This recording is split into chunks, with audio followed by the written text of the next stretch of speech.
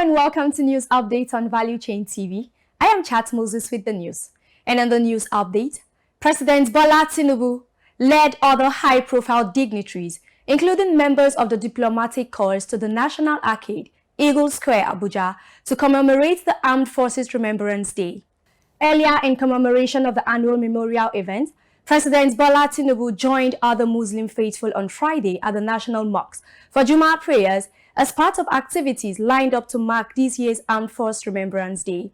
In a related development, Senate President Godswill Akpabio joined a commemorative interdenominational church service at the National Christian Center, Abuja, on Sunday, where he emphasized the readiness of the National Assembly to join hands with the President in finding lasting solutions to all issues of insurgency, insecurity, banditry, and all forms of criminality bedeviling the country. The Armed Forces Remembrance Day celebration brings to the fore the sacrifices of troops, both dead and alive, in keeping the country safe and united, and the need to support them always. Some Nigerians have shared the significance of the day with Value Chain TV. As a Nigerian, I really want to advise government, first of all, to improve more on security. There's insecurity in the land. We are remembering our first hero that have gone. At least they should put more on security and also improve more on their welfare, social welfare of these armed forces. I think it's going to help a lot and it's going to go a lot in remembering Armed Forces Day. And also try and put so many things in place for them and also we the Nigerians. Many kudos to Nigerian military, both the Navy, both the Air Force and the regular Nigerian soldiers, Nigerian Army. I think they are doing well. But in terms of insecurity, I think they should do better because sometimes, the challenges become so overwhelming. But the military should know that the country still look up to them, to create the change and the security that we're looking for. I think that the federal government need to do more by taking care of them, making provision for all that they need, because there's no way they can actually protect this country without all the necessary equipment that they need to go to that war. And even while they are there should always be provisions for them even after their service years, because the challenge I've noticed is that most of them are forgotten after their service years, and that's why you see that most of the time they don't want to do the job with all their heart, because they feel after now what next, or if I die what becomes of my family. The military, the army, are a very significant part of the country.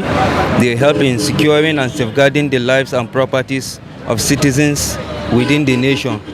And so for a day like this, it is very vital and important that the government do something to remember those that have fallen in sacrifice for the nation, people who have spent their lives in making sure that other people's lives are being better and improved. The 7 major oil marketers in Nigeria have registered with the Dangote Petroleum Refinery for the lifting and distribution of refined petroleum products. Their umbrella body, the Major Oil Marketers Association of Nigeria, MOMAN, confirmed during the weekend that they would commence the distribution of fuel produced from the facility once the commercial terms are sorted out. This development follows the recent statement by the Independent Petroleum Marketers Association of Nigeria, IPMAN, that they would meet with the management of the Dangote refinery to discuss terms of products loading. Similarly, the Petroleum Products Retail Outlet Owners Association of Nigeria informed of its engagement with the management of the refinery for the supply of products from the facility. The Nigerian National Petroleum Company Limited has opened an entry to select a credible operations and maintenance company to operate and maintain the Port Harcourt Refining Company, PHRC. The company announced the development in a statement on its official handle, noting that the move is to ensure reliability and sustainability towards meeting the nation's fuel supply and energy security obligations. The African Export-Import Bank, Afrexim, has arranged a syndicated $3.3 billion crude oil prepayment facility sponsored by the Nigerian National Petroleum Company Limited. The bank, in a statement posted on its website, said an initial disbursement of $2.25 billion has been made and that a second tranche of the $1.05 billion is expected to be disbursed subsequently. S.A. Ufoma completes the report. NNPC Limited and Afreximbank had in August last year signed a commitment letter and term sheet for an emergency crude oil repayment loan. The facility will provide some immediate disbursement that will enable NNPC Limited to support the federal government in its ongoing fiscal and monetary policy reforms aimed at stabilizing the exchange rate. The loan is expected to help Nigerian authorities meet forex demand and improve the value of the Nigerian currency. It explained that this landmark financing is Nigeria's largest crude oil prepayment facility and one of the largest syndicated loans raised in Africa in 2023. For Value Chain TV, S.A. Ufoma reporting.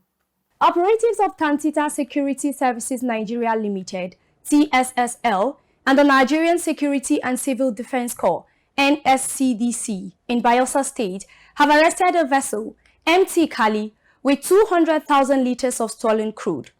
TSSNL Director of Operations and Technical, Waredi Eniswa, said the vessel was intercepted stealing crude oil from one of the several platforms at Pennington Oilfield, Southern Ijaw. Meanwhile, the captain of the vessel has named one Captain Nii as his collaborator. Speaking to journalists abroad, the arrested vessel at Oparaza, Baramatu Kingdom in Delta State, Captain David Adeboye, said that a serving security personnel, whom he identified simply as Captain Nii, gave him the directive to embark on the illegal mission with an assurance that the road has been cleared for a safe sail. The Super Eagles of Nigeria have made their first appearance at the African Cup of Nations, AFCON, registering a draw with Equatorial Guinea in the team's first match of the tournament. Coach of the national football team, Jose Peseiro, has noted that he is optimistic that the Super Eagles will make the country proud in the next game, when the Super Eagles will slug it out again with Cote d'Ivoire team in the next match. Some Nigerians expressed their reservations to Value Chain TV regarding the first abysmal outing. We shouldn't give up. I think there is still hope. There's still hope. As long as we are Nigerians, there's still hope. But on the coach side, his side, the coach side need to, do better. We're also expecting more from him. We need to do better. Let's not just give up. There's still hope. The last match they played rubbish because we don't especially need that kind of a goal in that kind of a minute and we need that very winning. We need the very winning because that winning will carry us somewhere in a way that everybody will like it. Because I'm not happy because we didn't win that game. Victor Osimhen is play well. Chukwueze is play well.